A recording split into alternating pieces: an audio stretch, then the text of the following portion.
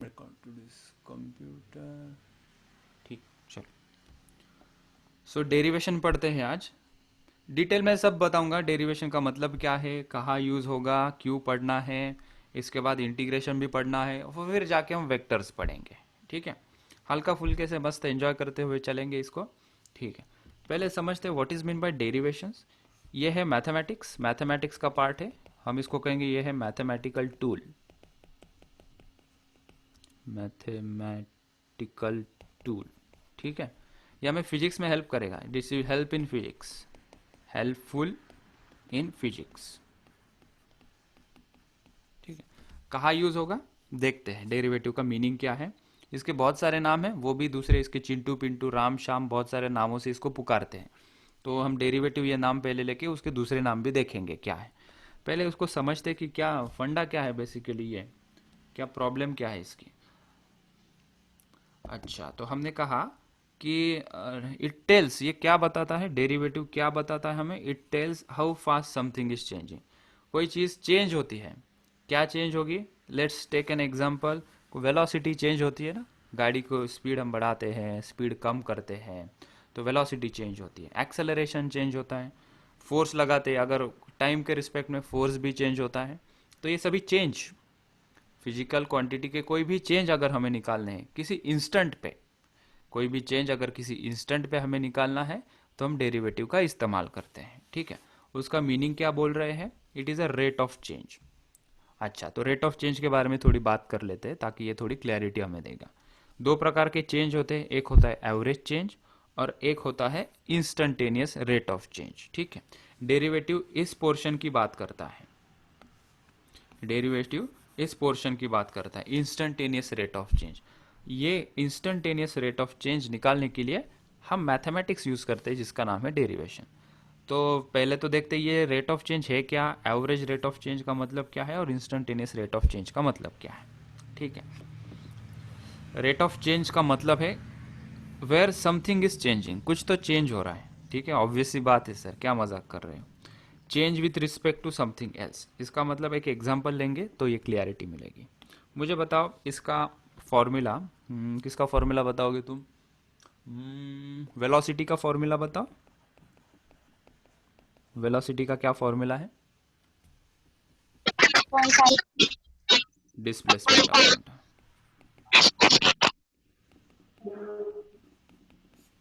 Displacement upon time, ये velocity का formula है। ठीक है, अच्छा, हमारा ट्रैवलिंग वाला एक एग्जांपल लेते हैं। एग्जांपल औरंगाबाद टू पूना वाला एग्जांपल याद है सबको, औरंगाबाद टू पुणे। ठीक हाँ है, सर। मैं यहाँ ये रास्ते से जा रहा था, भेलपुरी खाके वगैरह सब। मैंने कहा कि जब मैं यहाँ से चल रहा था, थ्रू आउट द जर्नी मेरी स्पीड थी 80 किलोमीटर पर आवर। मेरी स्पीड थी, जब मैं औरंगाबाद से पूना चल रहा था, मैंने कहा कि कितने स्पीड से चले भैया आप, औरंगाबाद से पूना आए हो, कितनी स्पीड से गाड़ी चलाए। मैंने कहा यार लगभग मेरी स्पीड थी 80 किलोमीटर पर आवर। तो ये जो 80 किलोमीटर पर आवर है, ये जो मैंने बोला है that is average rate of change of displacement. ये जो 80 आंसर मैंने दिया है, क्या चेंज हो रहा है, डिस्प्लेसमेंट चेंज हो रहा है। जैसे जैसे मैं आगे चल रहा हूँ डिस्प्लेसमेंट बढ़ रहा है, टाइम भी बढ़ रहा है। सो डिस्प्लेसमेंट और टाइम के बीच में जो रिलेशन लगाया उसको हमने नाम दिया वेलोसिटी, जाहिर सी बात है। और इस वेलोसिटी को भी हमने थोड़ा प्रिसाइजली बोला कि ये जो 80 किलोमीटर वाली जो वेलोसिटी मेरी है, ये है एवरेज वेलोसिटी। वो कौन सी है, एवरेज वेलोसिटी। इसका क्या मतलब है, इस बात को ऐसा समझो, जब मैं औरंगाबाद से निकला बाबा पेट्रोल पंप से, ट्रैफिक काफ़ी थी, क्या मैं हमेशा 80 किलोमीटर पर आवर की स्पीड मेंटेन कर पाऊंगा क्या। सिग्नल आया तो मुझे रुकना पड़ेगा, बीच में कुत्ता आया तो रुकना पड़ेगा, बीच में गाड़ी आ गई रुकना पड़ेगा, गड्ढा आ गया मुझे स्पीड कम करनी पड़ेगी, खाली रोड दिखाए तो मैं गाड़ी को 120 की स्पीड से भी चला सकता हूँ। लेकिन हम कहते हैं कि मैं 80 किलोमीटर पर आवर से चलाएं। इसका मतलब है मिला जुला के, कभी स्पीड कम थी, कभी स्पीड ज़्यादा थी, कभी 20 की स्पीड थी, कभी 120 की स्पीड थी, कभी 60 किलोमीटर पर आवर की स्पीड थी। इन सब का एवरेज मैंने लिया और मैंने जो आंसर दिया 80 kilometre per hour, that is my average velocity. अभी तुम्हारा रिजल्ट लगा, किसी को मैथ्स में 80 मिले, सोशल साइंस में 60 मिले, तो तुमने जो 85% निकाले हैं वो कैसे निकाले हैं, टोटल नंबर ऑफ सब्जेक्ट के marks divided by total marks जितने सब्जेक्ट के लिए अलॉटेड थे उतना। इंटू 100 किया, तो तुमने जो परसेंटेज निकाला वो क्या है, नथिंग बट एवरेज। सभी सभी सब्जेक्ट का मिला जुला के तुम्हारा एवरेज कितना है, 85% है। वैसे ही जब मैं औरंगाबाद से पूना निकला, मेरी स्पीड बीच में कम हुई, कहीं पे स्पीड ज़्यादा हो गई, उसका सब एवरेज मिला जुला के जो आया है, that is called as average velocity.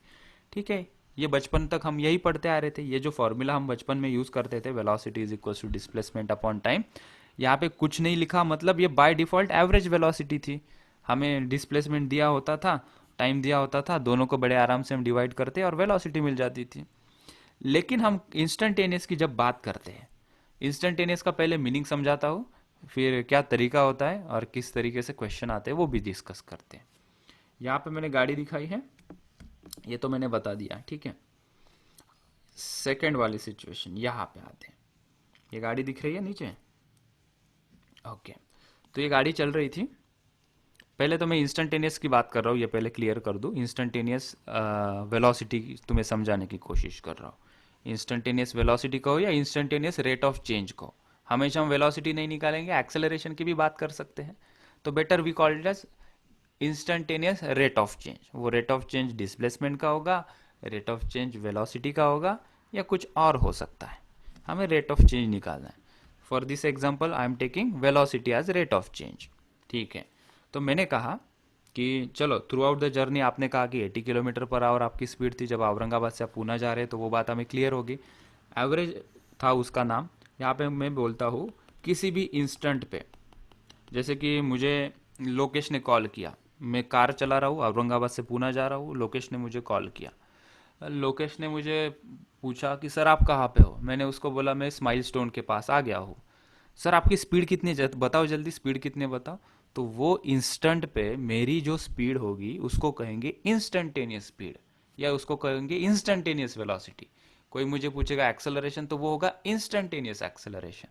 किसी भी मूवमेंट पे, वो पर्टिकुलर मूवमेंट की जब हम बात करेंगे उसको कहेंगे हम इंस्टेंटेनियस, राइट। तो ये इंस्टेंटेनियस निकालना इतना आसान नहीं है। अगर नॉर्मल वाला फॉर्मूला लेते हैं हम, क्या था फॉर्मूला ऊपर, velocity is equals to displacement upon time,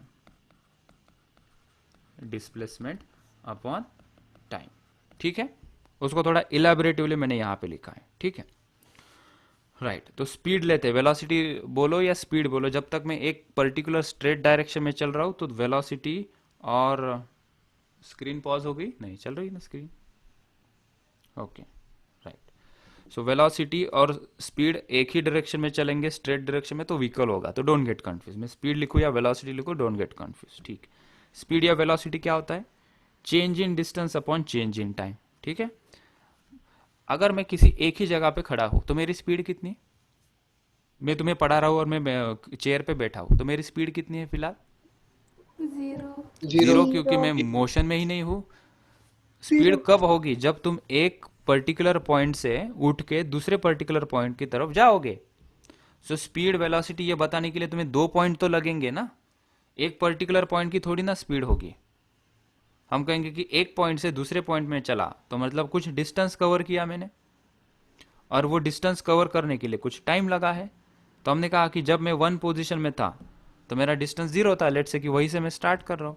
जब मैं टू पोजीशन में आ गया तो मेरा डिस्टेंस मैंने कितना कवर किया, 200 किलोमीटर, काफ़ी लंबा रास्ता कवर किया, ठीक। और ये 1 to 2 जाने के लिए जितना टाइम था डिवाइडेड बाय हमने उसको टाइम से बता दिया, तो मुझे मिल गई स्पीड। अब स्पीड क्या है, speed is the ratio of distance upon time, ठीक है। सो हमें यहाँ से एक चीज बताने की मैं कोशिश कर रहा था, वो ये है कि स्पीड ये क्वांटिटी बताने के लिए भैया हमें दो पॉइंट लगेंगे ना, एक पॉइंट से दूसरे पॉइंट तक जाओगे तो स्पीड कितनी है, ऐसा पूछेंगे, राइट। तो ये जो फॉर्मूला था दूसरा, 1 to 2 पॉइंट, डिस्टेंस भी काफ़ी लंबा चौड़ा था, 200 किलोमीटर। तो हमने स्पीड जो बताएंगी वो होगी एवरेज स्पीड, ऐड करते जाएंगे छोटे छोटे इंटरवल को। हमने कहा ठीक है, लेकिन प्रॉब्लम यहाँ पे आ रही है, ये वाली बात पे मैं आ गया था। यहाँ पे देखो, यहाँ पे अगर मैं पूछता हूँ कि ये गाड़ी किसी पत्थर को हिट कर गई, ये गाड़ी किसी पत्थर को हिट कर गई, ठीक है। तो जब ये बाहर के लोग देख रहे थे, गांव वाले लोगों ने देखा, गांव से गाड़ी चल रही थी, ये जैसी दीवार है, गाड़ी जैसे आई दीवार को टकरा गई, ठीक है। ये आदमी ने उसे पूछा, उसके दोस्त को, अरे बाप रे गाड़ी का तो पूरा कांच वगैरह टूट गई। तो उसने बोला, ए ने इसको बोला कि यार गाड़ी की क्या स्पीड होगी जब ये दीवार को टकरा रहा होगा, गाड़ी की क्या स्पीड होगी जब गाड़ी ने दीवार से टक्कर लगाई। तो हमने देखा कि हमें तो स्पीड का फॉर्मूला पता है, स्पीड का फॉर्मूला लगा देते हैं, speed is equals to change in distance upon change in time. तो मुझे ये पर्टिकुलर पोजीशन पे डिस्टेंस निकालना काफ़ी मुश्किल हो जाएगा ना। अभी जैसे ही गाड़ी ने दीवार को टच किया तो दीवार और गाड़ी का डिस्टेंस तो जीरो हो गया। तो 2 पॉइंट कहाँ बने, ये तो एक ही पॉइंट हुआ। गाड़ी और दीवार दोनों जब टक्कर देंगे तो उनके बीच का डिस्टेंस कितना है, zero. So zero divided by time कितना लगा, टाइम काफी कम लगा होगा ये एक्शन के लिए, लेट्स से कि 2 सेकेंड। सो 0/2 सेकेंड या 0/0 सेकेंड, तो वो स्पीड क्या बता रही है मुझे, जीरो। तो ऐसा तो पॉसिबल है ही नहीं यार कि गाड़ी किसी स्पीड से आ गई, दीवार को टकराई और जीरो स्पीड से गाड़ी दीवार को टकराई और उसका एक्सीडेंट भी हो गया। ऐसा पॉसिबल है ही नहीं। तो हमने कहा कि किसी पर्टिकुलर इंस्टेंट पे अगर मुझे स्पीड निकालनी है तो हमारा जो नॉर्मल वाला फॉर्मूला है वो काम नहीं करेगा, वो तो आंसर जीरो दे रहा है।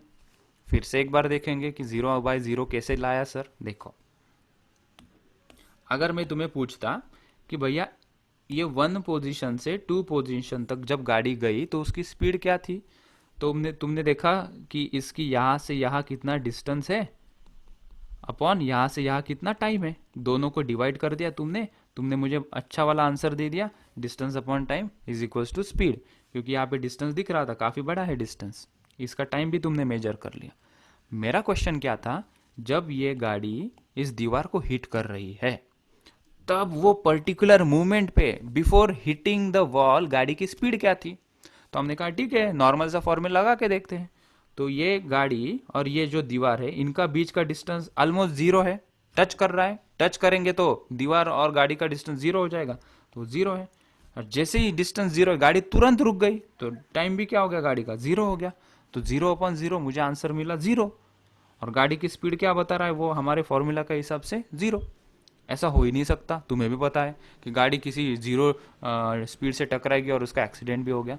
तो हमने कहा कि ये फॉर्मूला नहीं चलेंगे, जब हमें इंस्टेंटेनियस रेट निकालना होता है तो हमें कुछ अलग दिमाग लगाना पड़ेगा, थोड़ा सा कोर मैथमेटिक्स देखना पड़ेगा, ऊपर ऊपर से बात करके इसका हल नहीं निकलेगा। तो हम थोड़ा सा सोचने लगे और फिर हम आगे चले।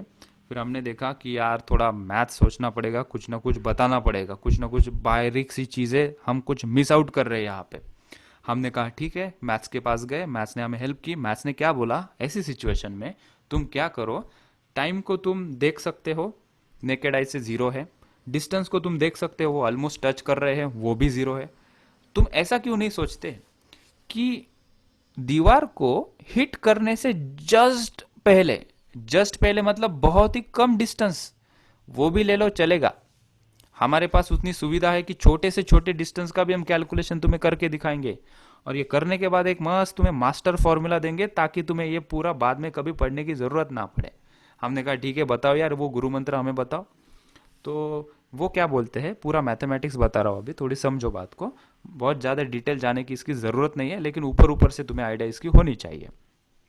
मैथ्स क्या बोलता है कि ये दोनों डिस्टेंस लगभग एक हो रहे हैं ना, तो हम क्या करो, तुम्हें स्पीड के लिए 2 पॉइंट चाहिए थे, यही दिक्कत थी तुम्हारी। मैथ्स ने हमें पूछा, हमने कहा हाँ हाँ यही दिक्कत थी हमारी। तो मैथ्स ने क्या बोला, तुम क्या करो, जब ये इसको हिट कर रहा है ना, उसके जस्ट पहले गाड़ी यहाँ पे थी, ये 1 पॉइंट और ये 2 पॉइंट ऐसा कंसिडर करो। और ये 1 to 2 पॉइंट, ये जो डिस्टेंस है काफ़ी छोटा है। तो काफ़ी छोटा डिस्टेंस हम मैथ्स वाले लोग कैसे बताते हैं, हम उसको कहेंगे डेल्टा एक्स। एक्स है तो बड़ा डिस्टेंस, डेल्टा एक्स मतलब छोटा डिस्टेंस, चेंज इन डिस्टेंस, छोटा डिस्टेंस डेल्टा एक्स।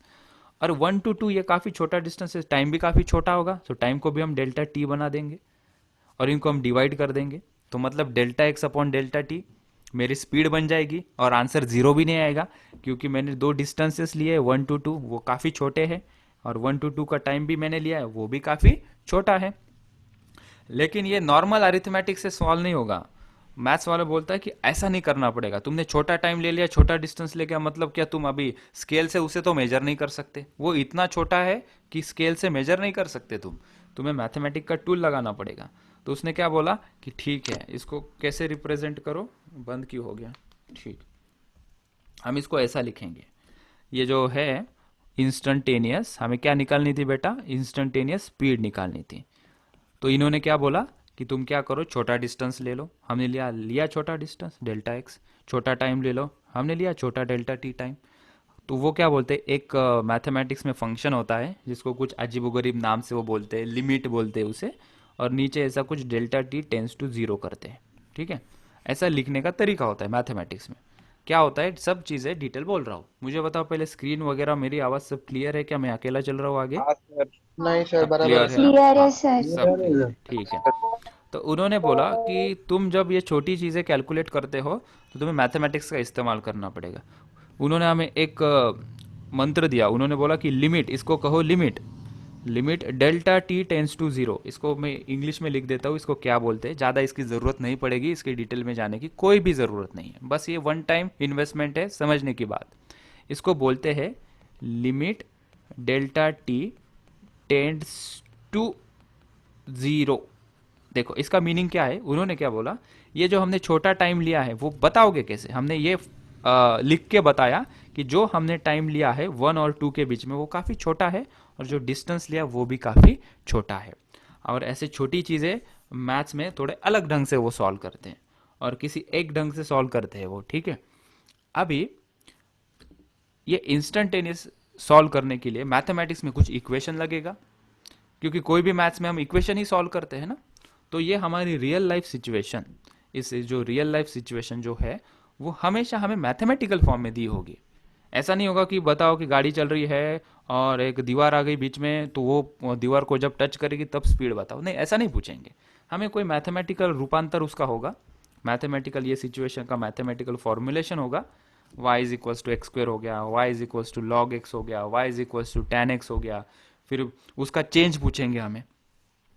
फिर हमने समझने के लिए एक एग्जाम्पल लिया। अभी हम थोड़ा सा फिजिक्स से हट के पूरा कोर मैथ्स में आ गए। ठीक है, गाड़ी बीड़ी अभी सब थोड़े देर के लिए भूल जाते हैं। हम इसको देखते हैं कि इसका हमें चेंज निकालना है। हमारा ओरिजिनल चेंज क्या था, डिस्टेंस अपॉन टाइम का चेंज निकालना था। लेकिन हमने मैथ्स के एक एग्जाम्पल के लिए लिखा y और x का चेंज निकालते हैं। मतलब अगर x चेंज होता है तो y किस हिसाब से चेंज होगा। ठीक है, अगर मैं थोड़ा सा और डिटेल में बताने की कोशिश करूं, y is equals to x square का ग्राफ कैसे आएगा, तो वो कुछ इस तरीके से ग्राफ आता है। ये x एक्सिस और ये y एक्सिस। बहुत सारे ढंग होते हैं इसे समझने के, समझ लो कि मैंने y is equals to x square का एक ग्राफ निकाला है, वो ऐसा आता है। बचपन में तुम ग्राफ कैसे निकालते थे तुम्हें पता है, तुम ऐसा टेबल बनाते थे एक्स वाई का। तुम पहले x की वैल्यू पुट करते थे, x की वैल्यू जीरो तो हाँ y सर। की वैल्यू भी जीरो आ जाएगी, x की वैल्यू वन तो y की भी वन आ गई, x की वैल्यू टू पुट कर दी तो टू का स्क्वायर y की वैल्यू आ गई फोर। फिर तुमने कोऑर्डिनेट एक्सिस पे ऐसे पॉइंट्स प्लॉट किए तो इस तरीके का तुम्हें ग्राफ मिल गया। ठीक है, अच्छा। तो जब हमने 1D में स्लोप की बात की थी, ये वाला स्लोप याद है, मैं ऐसे कोई टेंजेंट इसको निकालता था, मैं इसको बोलता था कि ये है d y by d x, d y by d x होता है स्लोप। तो स्लोप क्या होता है, basically change in y with respect to x, उसको कहते हैं d y by d x. उसको रेट ऑफ चेंज भी कहते हैं। अभी दो तीन नाम आ गए। पहले तो मैंने टॉपिक का नाम दिया डेरिवेटिव्स, डेरिवेटिव का दूसरा नाम है रेट ऑफ चेंज, डेरिवेटिव का तीसरा नाम है स्लोप। मतलब ग्राफिकली हम किसी भी चीज़ को देखेंगे तो उसको स्लोप कहेंगे। डेरिवेटिव का क्या एक ही एप्लीकेशन है क्या, गाड़ी टकरा गई और दीवार को और तभी तुम आंसर निकालो, नहीं। ये तो हमने एक एग्जाम्पल लिया। इस टाइप के एग्जाम्पल भी सॉल्व होते हैं डेरिवेशन से, ग्राफ वाले एग्जाम्पल भी सॉल्व होते हैं डेरिवेशन से। सो डेरिवेशन मल्टीपर्पज टूल है, स्विस नाइफ जैसा है, उसके अंदर स्क्रू ड्राइवर भी है, नाइफ भी है, कैंची भी है, बहुत सारी चीज़ है सर डेरिवेटिव से। हाँ बोलो। सर डी मतलब d d y by delta, d x में डी डी। हाँ ये डेल्टा और डी लगभग सेम होता है, मैं आगे उसकी बात करता हूँ। ठीक है, ये चेंज होता है इंस्टेंटेनियस चेंज, इसको ही शॉर्टकट में। अभी ये इतना कौन लिखते बैठे यार, इससे सस्ता लिखना क्या है, D x by d T. ठीक है, वो जैसे एक एडजस्टमेंट है। इसके अंदर मत गिरो तुम डेल्टा और डी के बारे में, वो बहुत ही छोटी बात है। ठीक, तो एक ही एप्लीकेशन नहीं है इसका, गाड़ी टकराएगी ये होगा, बहुत सारे एप्लीकेशन है। जैसे रेडियो एक्टिव कोई सब्सटेंस है, कोई सब्सटेंस की हाफ लाइफ दी होती है, कोई सब्सटेंस कितने साल में उसका जो है वैल्यू उसकी आधी हो जाएगी। Rate of flow of current, हम करंट निकालते हैं कि अगर चार्जेस फ्लो हो रहे हैं किसी वायर के अंदर से 2 सेकंड के अंदर, तो वो जो flow rate of flow of charge है वो करंट है, तो करंट को भी हम डिफ्रेंशिएशन के फॉर्म में दिखाएंगे। और जो मैक्सिमा मिनिमा की मैंने बात की थी, हमने theta is equals to 45 degree वाला एंगल लाया था 2D मोशन में, उसको हमने कुछ किया था ना, d r by d t is equals to zero, d r by d theta is equals to zero किया था। वो सभी मिला जुला के डेरिवेटिव के अगल बगल में घूमने वाली बात है। ठीक है, अभी ज़्यादा कन्फ्यूजन नहीं बढ़ाऊंगा मैं, ये मैं पहले क्लियर करता हूँ और ऊपर से एक हाथ लगा देंगे हम और रुक जाएंगे हम। ठीक है, ये मैं ऊपर ऊपर से तुम्हें एक्सप्लेन कर रहा हूँ, जितना दिमाग में जाए उतना ले लो, कल मैं उसको और ऊपर लेके जाऊंगा एक लेवल। ठीक है, तो मैंने यहाँ पे कोई मैथमेटिकल इक्वेशन लिया y is equals to x square, इसका मुझे चेंज जानना था। चेंज जानना था मतलब अगर x की वैल्यू में चेंज करता हूँ तो y के वैल्यू में क्या इसका इफेक्ट आता है। ऐसा क्यों? क्योंकि y और x एक दूसरे के ऊपर डिपेंड है ना। x की वैल्यू अगर 1 है तो y कितना हो जाएगा? 1 रहेगा। x की वैल्यू अगर 2 है, मतलब x की जगह पे मैं 2 पुट करूंगा तो 2 का स्क्वायर कितना हो जाएगा? 4, मतलब y की वैल्यू 4 हो गई। मतलब y की वैल्यू किसके ऊपर डिपेंड है? वो x के ऊपर डिपेंड है। ठीक है, जैसा कि हमारा डिस्टेंस किसके ऊपर डिपेंड था? टाइम के ऊपर डिपेंड था। ठीक है, तो हमने कहा कि हमें इसका चेंज जानना है, परमानेंट चेंज जानना है। ठीक है, तो हमने कहा कि एक छोटा सा पॉइंट लेते हैं, x की वैल्यू थोड़ी बढ़ा देते हैं। x की वैल्यू 1 थी, 1 से मैं 2 लिखा, तो उसको मैथमेटिकल में हम लिखेंगे x की वैल्यू पहले x थी, x की वैल्यू थोड़ी बढ़ा दी, x प्लस डेल्टा x कर दी। मतलब पहले 1 पुट किया, बाद में मैंने 1.01 पुट किया, छोटा सा वैल्यू इंक्रीमेंट किया मैंने। डेल्टा x क्या है? x की वैल्यू में छोटी सी बढ़ोतरी की। कितनी बढ़ोतरी की मैंने इस एग्जांपल से? 0.1। x कितना था मेरा? 1 था, 1 के अंदर मैंने 0.1 ऐड कर दिया, मतलब 0.1 मेरा क्या हो गया? Delta x। ऐसा क्यों कर रहे हो सर? क्योंकि हम जब 0.1 ऐड करेंगे तो y में क्या चेंज होगा वो हमें देखना है। हमने कहा ठीक है, देखो, तो x प्लस डेल्टा x लिखा मैंने। अच्छा, अभी कोई भी चेंज को कैसे लिखते हैं? चेंज को हम लिखते हैं y upon x, precisely delta y upon delta x। इसका मतलब क्या होता है?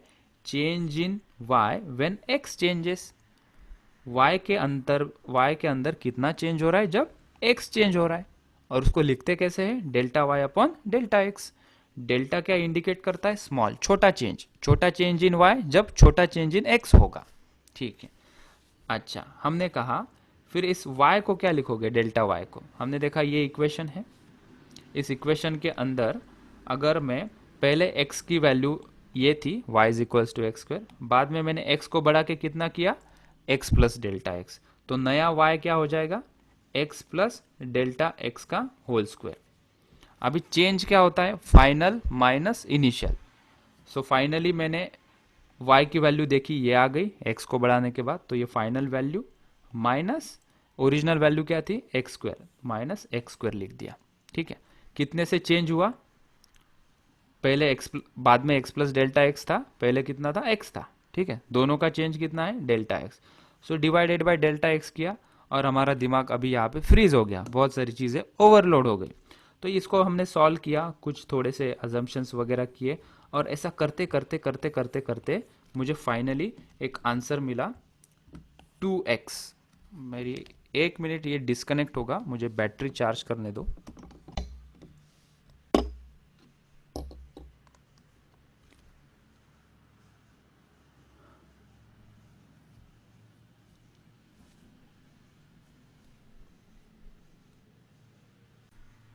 ठीक है, चलो। फिर ऐसा बहुत सारा खिचड़ी मिर्च मसाला डालने के बाद मुझे इसका आंसर आया 2x। और यही काम का है हमारा, ये इतना कोई काम का नहीं है। जो मैंने अभी बोला वो नहीं समझा होगा तो भी चिल मारो, कोई प्रॉब्लम नहीं। ठीक, फाइनली मैंने जो लिखा है वो समझ लो। y is equals to x square का चेंज मुझे मिला 2x। मतलब y is equals to x square, ये कोई इक्वेशन था। अभी कोई कुछ नहीं लिखेगा, कल के लेक्चर में पूरा मैं डिटेल 1 बाय 1 क्या क्या लिखना है वो बता दूंगा। आज सिर्फ तुम ध्यान दो। y is equals to x square का मुझे क्या निकालना था? चेंज निकालना था। क्वेश्चन क्या था? Find change in y when x changes. ठीक है, ऐसा क्वेश्चन पूछा। लिखेंगे कैसे इसको? हम लिखेंगे इस जो मैंने इंग्लिश में लिखा है, इसको हम लिखेंगे कैसे मैथमेटिक्स में? हम इसको लिखेंगे dy by d x. dy by d x, इसको जो है find change in y when x change, इसको लिखेंगे हम dy बाय डी एक्स। इसका मतलब क्या है? y कैसे चेंज होगा? जब x चेंज हो रहा है। ठीक है, इज इक्वल्स टू, इसका आंसर क्या आया मेरा? 2x। इसका क्या आंसर आया मेरा? 2x। तो ये सब करने के बाद, ये लिमिट वगैरह सब लगाने के बाद, ये बड़ा कैलकुलेशन करने के बाद हमने देखा कि एक्स स्क्वायर का आंसर 2x है। क्या हम इसका कोई शॉर्टकट फॉर्मूला बना सकते हैं? क्या? हमने कहा जी हाँ, तुम बना सकते हैं, और वो फॉर्मूला मैं तुम्हारे सामने प्रस्तुत करता हूँ। Brought you by Santoor. तो फॉर्मूला देखो, अगर कोई इक्वेशन दिया है y is equals to x to the power n, इसका change dy by d x, इसका चेंज, इसके अभी दो तीन नाम है वो पहले समझ लो। इसको मैंने पहले क्या बोला था? Find change in y with respect to x। इसको क्या लिखते हैं? इस महाशय को क्या बोलोगे तुम? इसको कहेंगे change in y with respect to x। थोड़ा शॉर्ट कर दिया, वेन एक्स चेंजेस को विथ रिस्पेक्ट टू लिख दिया। इसको हम कहते हैं डिफरेंशिएशन अल्सो। इसका दूसरा नाम है Chintu Pintu differentiation of y with respect to x। इसको स्लोप भी कहते हैं। अगर कभी ग्राफिकल की जरूरत पड़ी तो हम इसको स्लोप नाम से भी पुकारते हैं, ठीक है? या इसको कहते हैं हम डेरिवेटिव। डेरिवेटिव जो हमारे टॉपिक का हेडिंग मैंने दिया है, derivative of y with respect to x, ठीक है? इतना ही इसके अंदर कीचड़ था। कीचड़ था मतलब दलदल थी जहाँ पे हम अटक गए थे, और इसके आगे पूरी गाड़ी स्मूथ है, पूरा बड़ा हाईवे है। देखो अभी वो मास्टर फॉर्मूला मैंने बताया था ये वाला, इसके ऊपर एग्जाम्पल कैसे पूछेंगे। अगर मैंने दिया है y is equals to x to the power 4, और कोई मुझे बोलेगा इसका डिफ्रेंशिएट करो, तो मुझे वो सोचने की ज़रूरत नहीं है कि मुझे ऐसा कुछ लिमिट लगानी पड़ेगी, फिर ये करना पड़ेगा। ये पूरी इतनी मगजमारी कौन करे? इतना करने की ज़रूरत नहीं जो मैंने यहाँ एक्सप्लेन किया। सीधा सीधा फॉर्मूला लगाना होता है। फॉर्मूला क्या बोलते हैं वो? कि ये वाला फॉर्मूला ऊपर लिख रहा हूँ यहाँ पे। तो इसका आंसर होता है d y by d x is equals to n x to the power n minus 1। बस ये एक ही फॉर्मूला के ऊपर से पूरी दुनिया चलेगी हमारी अभी, ठीक है? So for example y is equals to x to the power 4 दिया है। इसको कैसे करोगे? इसको हम लिखेंगे d y by d x, ठीक है? Rate of change of y with respect to x। Slope कहो, डेरिवेटिव कहो, कुछ भी कहो, 4-5 नाम तुम्हारे सामने है, जो तुम्हें अच्छा लगे वो तुम्हें पुकारना है उसे। अच्छा, यहाँ पे n कितना है? n कितना है हमारा? 4 है। सो माई n इज 4 हियर। फॉर्मूला में क्या बोलते हैं वो? n को यहाँ लगा दो और n में से एक घटा दो। तो ये जो n था, n को इधर लिखेंगे, मतलब 4 को यहाँ से लिखेंगे हम। तो ये हो गया 4 एक्स टू द पावर 4 में से एक माइनस करना है। फॉर्मूला बोला है, अभी डिराइव करके हमने ताज़ा ताज़ा गर्म फॉर्मूला लाया है, उसके हिसाब से ही करेंगे। 4 minus 1, so it is equals to 4 x to the power 3। बस इतना ही आंसर रहेगा, और इसके आगे क्या करना है आगे चलते चलते चलते कर लेंगे हम, ठीक है? और एक एग्जांपल करके आज की क्लास की समाप्ति की घोषणा करते हैं। Let's say for example y is equals to x to the power 100 दिया है, तो हम इसको लिखेंगे dy by d x is equals to 100 x to the power 100 minus 1, मतलब कितना होगा answer? 100 x to the power 99। ये होगा मेरा differentiation dy by d x, change. फिर इसका कनेक्शन धीरे धीरे मैं बताऊंगा कि वो जो एक पर्टिकुलर पॉइंट पे हमारी स्पीड निकालनी थी वो कैसे निकालेंगे, ठीक है? वो भी एग्जांपल बता देता हूँ। हमें इंस्टेंटेनियस स्पीड निकालनी थी किसी भी पॉइंट पे जब उसका एक्सीडेंट हो रहा है, दीवार को टकरा रहा था। उसका क्वेश्चन कैसे बनेगा? क्वेश्चन ऐसे बनेगा कि कोई इक्वेशन दिया होगा s is equals to t square plus t. s क्या है? s is displacement. देखो ये सब देने के लिए ना उनको रिक्वायरमेंट क्या है, उनको इक्वेशन देना पड़ेगा। क्वेश्चन में इक्वेशन गिवन होगा तभी डिफरेंशिएट कर पाएंगे। अगर सामने वाला हमें इक्वेशन नहीं देगा तो वो सॉल्व नहीं होगा। अपने आप से कोई कहा इक्वेशन कौन बनाते बेटे, और ऐसा क्वेश्चन बनता भी नहीं है। तो जब कभी भी ऐसे डिफरेंशिएशन के क्वेश्चन आएंगे, क्वेश्चन में ही इक्वेशन दिया होगा, उसी को ही खाली डिफरेंशिएट करना होता है। देखो कैसे, ये डिस्प्लेसमेंट है और टी क्या होगा? ऑब्वियसली सर टाइम होगा ना, ठीक है? मैं पूछूंगा, रफ में ही कर रहा हूँ, कोई किसी को लिखने की जरूरत नहीं, पूरा अच्छे से फ्रेश से सबको मिलेगा आगे जाके। Find velocity of vehicle at t is equals to 2 second. मतलब कोई गाड़ी चल रही है, ये कोई गाड़ी है, गाड़ी किसी मैथमेटिक के इक्वेशन के हिसाब से चल रही है, s is equals to t square plus t. हमने पूछा कि मुझे बताओ ये गाड़ी जब चलेगी तो उसके 2 सेकेंड बाद उसकी स्पीड कितनी होगी। हमने कहा ठीक है, हम करेंगे ds by d t. ds by d t को क्या कहेंगे? Rate of change of displacement with respect to time. और हमें पता है डिस्प्लेसमेंट अपॉन टाइम क्या होती है, वेलोसिटी होती है। मतलब इसका जो आंसर निकाल रहे हैं वो क्या है, इंस्टंटेनियस वेलोसिटी। Instantaneous velocity. कुछ नहीं करना है, इसको डिफरेंशिएट करो, देखो मजा क्या है। इस इक्वेशन को डिफरेंशिएट करेंगे तो हम लिखेंगे ds बाई डी टी। अभी टी स्क्वायर का डिफरेंशिएशन क्या होगा, तो हमें फॉर्मूला यहाँ पे x था यहाँ पे t है, क्या फर्क पड़ रहा है। इस 2 को यहाँ नीचे लिखेंगे, तो इस 2 को मैंने यहाँ पे नीचे लिखा, t टू द पावर 2 में से एक घटा देंगे, घटा दिया। बीच में क्या है, प्लस साइन है, प्लस साइन लगा दिया। यहाँ पे t है, t की पावर कितनी है यहाँ पे 1 है, तो 1 यहाँ पे लिख दिया और t से 1 में से एक को घटा दिया। तो इसको थोड़ा सिंप्लीफाई करते हैं, ये हो जाएगा 2t plus t to the power 0। T to the power 0 क्या होता है, 1 होता है। ये रहा मेरा ds अपॉन डी टी। और ये ds अपॉन डी टी क्या है, ये इंस्टेंटेनियस वेलोसिटी है, राइट। तो अगर मैं सिर्फ ds अपॉन डी टी के जगह पे v इंस्टेंटेनियस लिख दूँ तो कोई फर्क नहीं गिरेगा। हमें पूछा है t is equals to 2 second पे इसकी स्पीड निकालो, तो हमने इस 2 की जगह पे t की जगह पे 2 पुट कर दिया, तो मुझे 2 सेकेंड बाद की स्पीड मिल गई, दैट इज 5 मीटर पर सेकेंड। इस प्रकार के क्वेश्चन बनते हैं और ये फंडा बहुत हर एक टॉपिक में लगेगा। थोड़ा बहुत तुमने एक्सपीरियंस किया होगा 1D 2D में, जहाँ कहीं मैंने कुछ डिफरेंशिएशन किया होगा तब। तो इसके फाइनल 100 बात की एक बात, ये जो डिफरेंशिएशन है, डिफरेंशिएशन के कुछ फॉर्मूला होते हैं, कुछ सेट ऑफ रूल होते हैं, बस उतने हमें समझने हैं। 4-5 रूल है उसके, जैसे कि आज मैंने वो पहला रूल बताया, y is equals to x to the power n, वो n लिखते हैं, n में से एक घटाते हैं, वो वाला। और 4-5 आएंगे जहाँ पे ट्रिग्नोमेट्री, साइन x का डिफरेंशिएशन, कॉस x का डिफरेंशिएशन, और 2-4। तो वो होने के बाद ये पूरा मक्खन जैसा निकल जाएगा। और चलते चलते मैं ये भी बता दूंगा किस प्रकार के क्वेश्चन आते हैं। फिर स्लोप वगैरह उसके 2-3 एप्लीकेशन भी ज़रूरी है, वो भी समझ लेंगे। और फिर हम उसके बाद इंटीग्रेशन देखेंगे। सो ये 2 दिन में हम ख़त्म कर देंगे डेरिवेशन का, कल और परसों 2 दिन लगेंगे उसे। और उसके नेक्स्ट 2 दिन में हम इंटीग्रेशन पढ़ेंगे, और उसके 2 दिन बाद हम पढ़ेंगे वेक्टर्स। तो पूरे 6-7 दिन में, एक हफ्ते भर में हमारे पूरे बेसिक क्लियर हो जाएंगे, किसी का कुछ छूटेगा नहीं। और फिर से हम बैक टू द ट्रैक हमारे टॉपिक को लग जाएंगे, जो 2D मोशन का छोटा सा पोर्शन, रेन मैन प्रॉब्लम बाकी वो वाला, ठीक है। तो मैंने तुम्हें पूरा हफ्ते का शेड्यूल बता दिया, क्या करने वाले हैं। आज मैंने डेरिवेशन की शुरुआत कर दी, थोड़ा कॉम्प्लिकेटेड चीज़ें मैंने बताई। कल इस चीज़ों को थोड़ा और रिपीट करूँगा, तो थोड़ी और समझ कल बढ़ेगी। हो सकता है आज 10-20% समझ में आया है, कल 30% आएगा, परसों 40 होगा।